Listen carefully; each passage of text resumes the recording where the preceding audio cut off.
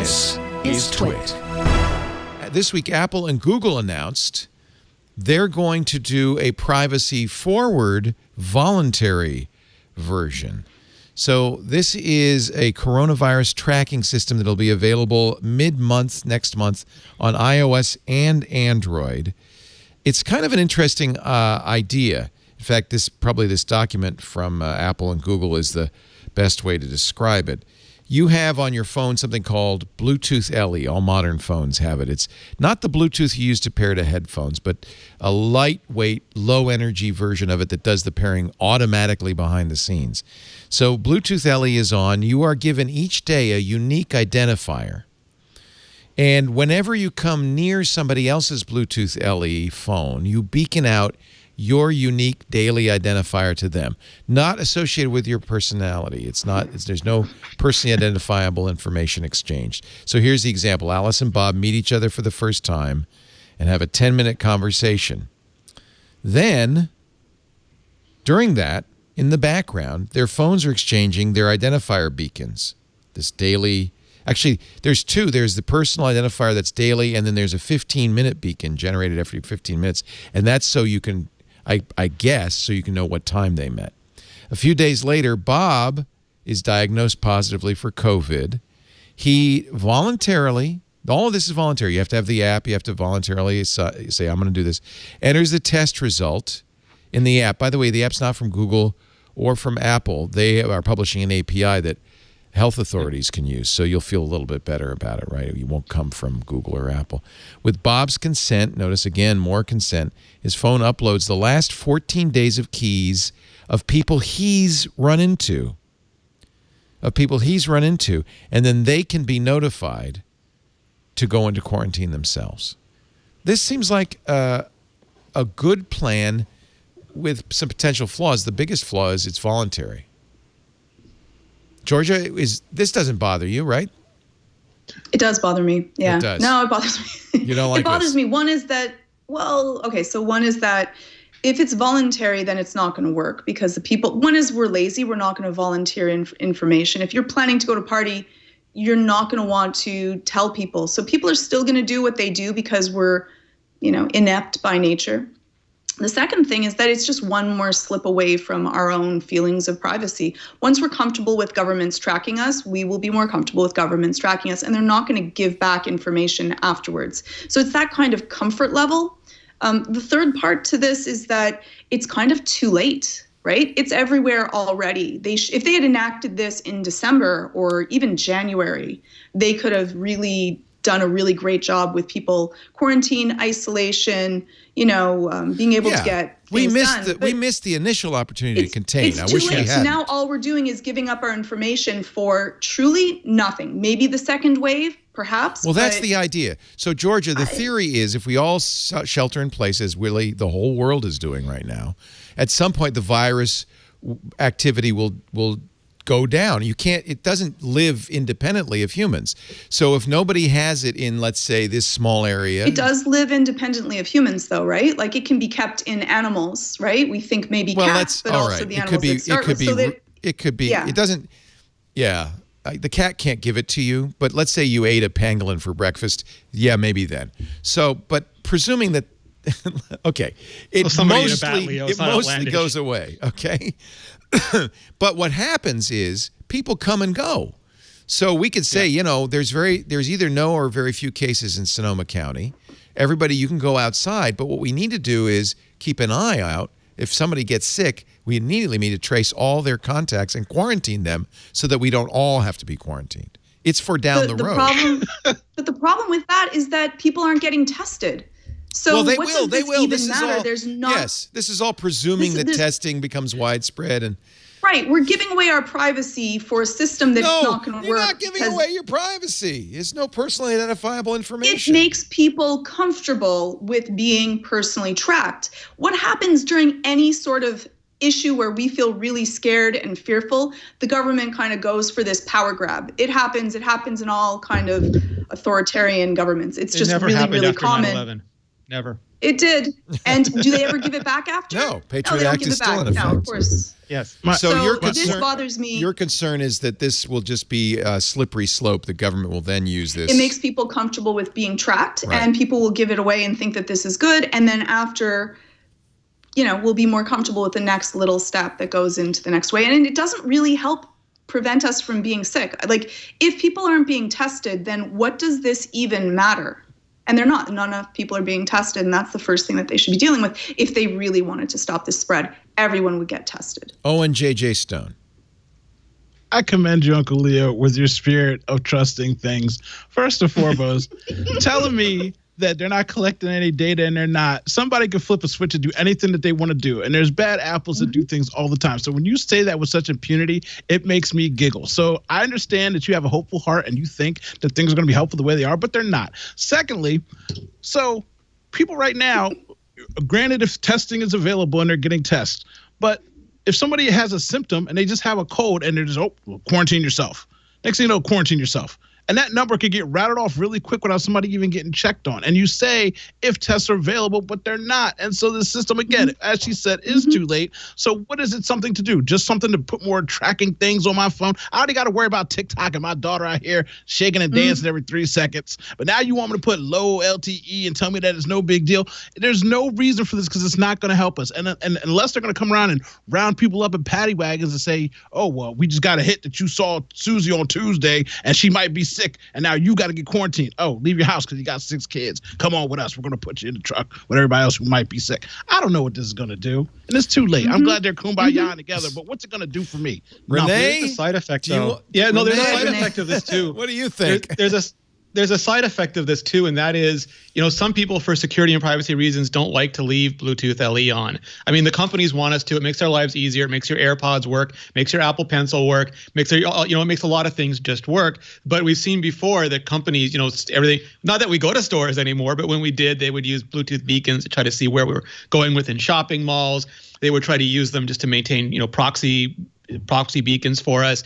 And this, to George's point, it does get people used to broadcasting. Bluetooth LE is designed to continuously pulse outwards so that it can identify that there's something there and then negotiate a handshake if it needs to establish a connection. But we're just going out there pinging. It's like all of us are hot and all of us are on all of a sudden. And I do think that this is a noble endeavor.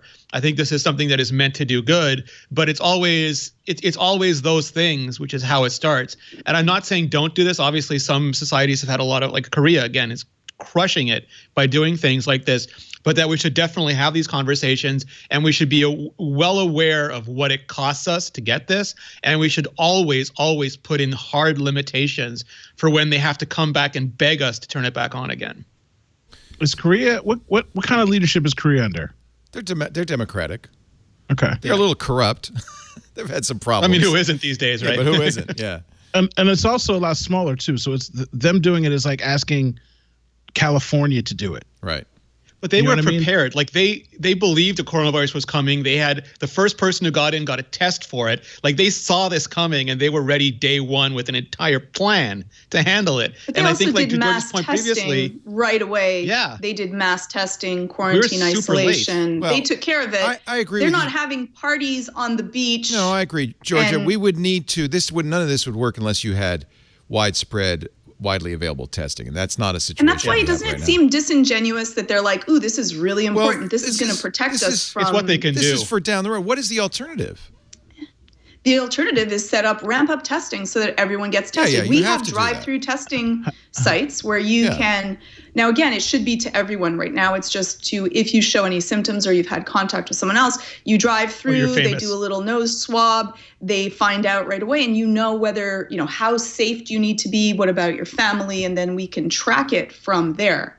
Now, we need to ramp up the amount of people that are being done. I think that we're trying to get to 10,000 a day. So presuming that presumably we get testing working. Now, Dr. Mom says there's another form of containment called circle containment where you don't need to know proximity. This is a little more draconian. You just say, okay, this guy's got it. Within a 50-mile radius, you all gonna stay home. But it's better than having everybody stay home. See, the issue is, do you want to do this, what we're doing right now, for another year until there's a vaccine? Yes. I don't think we can have do to. though. I mean, that's what we're going to do? We have to. I don't think that we have a choice, though. Well, this isn't going to go on for another year. Like it's this. not. At some point, So people are just going to say, screw Canada, that. We may have still like systems in place that are going to be restricted. And they've already, Justin Trudeau's already the stated incubation period is so long is the problem. It's not like you don't get sick very quickly. It takes up to 2 weeks, and even before you get that signal, like someone sends you that token back saying, "Oh, I now have the corona," and your phone goes, "Oh, you met someone who has the corona. It was 2 weeks ago. Who have you had?" Like I can just see this thing lighting up like the end of War Games in the movie, where just everything. And this is not. This is not. Or the game Pandemic. Getting it. The game Plague. Plague. We're all going to get it. Like odds are most of us are going to get this. It's about flattening the curve so that all of our medical professionals, the hospitals are not overrun with people getting it all at the same time. So you want to just, we'll all get it over a longer period of time. And then in a year, we're going to be able to go out. What's going to happen, Owen, if this containment goes on for a year? So as it's been stated repeatedly, and I'll state it again for the record, my love for Georgia is at an elite high, and as our other guest compatriots, another Canadian, I will exhume you two from this conversation for 1 second because you guys live in a real fairy tale land where people take care of you. Here, it is the Hunger Games. Okay, we have $1,200 for 6 months. People have lost their jobs. People are going to be losing their homes. People's credit is going to be going through the floor. And if you think that you could contain this country for a minimum of at least 3 more months like this without them burning down the gates and storming everything and setting everything on fire, you're insane. People are going to be breaking into people's homes. They're not going to be able to live or afford to do anything. Unemployment's going to run out because we have a corrupt system that won't just take care of people. So I good luck. That's a very dystopian point of view you have there. But it's a factual point of view. People right now are struggling. I have friends in New York that literally are trying to move back home with their parents because they don't know what they're going to do. And their credit is going to be destroyed because they can't afford that crazy apartment with their 3 roommates and the rent. Because I recognize, I absolutely understand what you're saying. There is a horror show coming economically, but wouldn't it be even a worse horror show if everybody just said, "Oh, screw it, let's all go out"? Well, again, we have mass graves now too, right? I guess it's only a horror show for people my age and older. And not only that, people are dying all up and down the spectrum. Obviously, people with underlying conditions and older people are higher on that spectrum.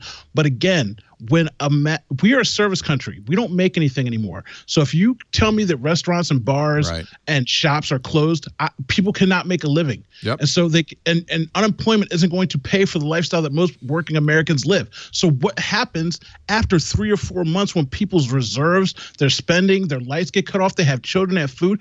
I mean, I'm just saying, I've watched every zombie movie possible. This is like a slow roll zombie movie. But sure enough, if things don't change, people are going to start burning things down. What should happen? But what happens if instead of having $1 trillion bailout for large businesses and companies, we actually took care of the people and they were given bailouts so that they could stay home safely. And then after we figure out a vaccine that works and does not turn us actually into the zombie apocalypse, then we can deal with this after. Like, Andrew Yang must be laughing right now. You're saying we need a universal basic income for the next 12 months. I do. Well, we have that happening right now in Canada. And I'm not saying, again, like I know that we have very differing systems right now, but it took you get your money in 3 days. Everyone gets taken care of. We stay home. We don't have to worry about people robbing, stealing, starving to death because you are all taken care of. So then we don't have to worry about the amount of money that we would have to throw into the infrastructure for the amount of people that are dying, the doctors, the people that are getting sick, the people that can't work. That works out. And there's another alternative, by the way. Isn't that why you pay taxes in the first place? There's another alternative, by the way. Care of, not extinction, Leo? Are you going to say extinction? No. China seems to have solved this by being an authoritarian nation and saying, no, too bad about your privacy concerns. You will do this. We also don't know what their reporting is like, Leo. Do you believe what comes out of China? But they also drop food off people's doors. I believe it's home. I believe it's and they come drop you off food. Like they do anything they want to. I mean, again, believe it or not believe it, you got to take some of that with a grain of salt, because they are dictatorship, which you let off with. They could do what they want. They run their own media. It's just like Russia. For the longest time, people were like, Russia doesn't have anything. Because if you're on the media of Russia and you say something they don't want you to say, you're dead. It's not like you get fired. They just kill you and replace you with another blonde Barbie. So you think it's as bad in China now as it is in the rest of the world? The Soviet Union had no serial killers until the Soviet Union fell, and then we found out they had a huge amount of serial killers. It was very common, yeah. Yeah, I mean, these are all fantasy scenarios. We don't really know what's going to happen. But they're not really fantasy scenarios, are they? Like, there's countries that are already doing this. There's countries that do it better than Canada's doing it, too. I'm not saying go with Canada. I just happen to be here, so I know firsthand how this one's working. Italy freezing rents and mortgages and credit card payments and things like that. Like, by the time it seems like we react to everything here, it's too late. So we already have things that cascade and go down in a snowball effect. So will we burn down the gates? Probably not, because we're going to have stopgaps, but those stopgaps are going to come late, and so many people are going to suffer because of it. So they're talking about I should point out that the last time China had a revolution, they rolled tanks in Tiananmen Square and they killed an awful lot of people. I just feel bad that America spends so much money and doesn't get a lot of, like, it actually hurts me. You spend so much money and then you don't get like as much stuff as anyone who spends much less money gets. Hey, buddy, we get freedom. We get freedom. Capitalism is king. You get to say you have freedom. We got freedom, fries. Belgium has freedom. There's like 276 states. Yeah, but 247 of them. I'm going back to the Google Apple thing. So there are issues with it. Moxie Marlinspike actually weighed in with a tweet stream. Moxie, of course, the creator of the Open Whisper Systems, the Signal Protocol. He's a security researcher, and his first take was, well, let's look at this from a security point of view. He described in his tweets how it works, and he says, I'll kind of go through some of his points. Published keys are 16 bytes, one for each day. If a moderate number of smartphone users are infected in any given week, that's hundreds of megabytes for all phones to download. That seems untenable.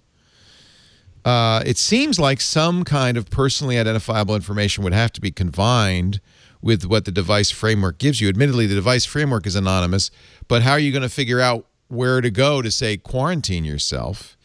He says keys published by a device have to be in turn published to all devices. That's a major denial of service vector, because if anyone can anonymously blast keys, they can create a situation where there's gigabytes of data for all devices in the world to retrieve and compute. In other words, he'd take every cell phone offline for a significant period of time.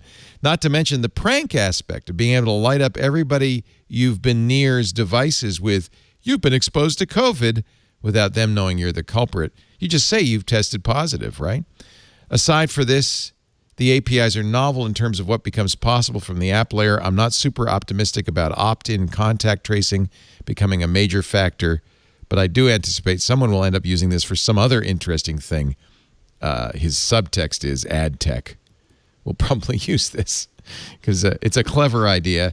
So are the tech companies, I mean, they're trying to do the best they can. This is Google and Apple trying to do the right thing. And it's all they can do. They're a software company. They have to. Their only response can be software. Well, I mean, Tim Cook has donated, 20 million masks? I mean, they've started designing and building their own face protection for hospital workers. They're doing what they can. It's thinner and lighter than 48% of masks on the market. Yeah. It's beautifully designed. It's very easy to fold flat. There's lots but now I want to talk about the other apocalyptic theory where corporations take over because governments have abdicated their responsibility to citizens, and will end up being like the TV show Millennium or Continuum or all of the or like what's happening in Italy, where the mafia is giving food to people because the government isn't. If I look at all the scenarios you've laid out, so Owen says, please don't. Revolution. Okay. Georgia says, oh, forget it, because it's a privacy invasion and there's no way to test anyway. Renee says, move to Canada. Oh, sorry, you can't. It looks like the Apple-Google thing seems like, admittedly, there's flaws, but isn't this the only reasonable? It's a tool. It's a good tool to have. It's better than your guys' scenario. It's literally Seinfeld. What you just said is Seinfeld. It's a story about nothing because it doesn't matter, because it's opt-in, and We don't have the testing for it. So it's cool and it sounds great. Cookies to you. Go ahead and make it, Apple. Thanks for coming together and doing something great. I appreciate it. Check back with me in 3 months and let me know how it goes. Double thumbs up. I was waiting for the double thumbs up.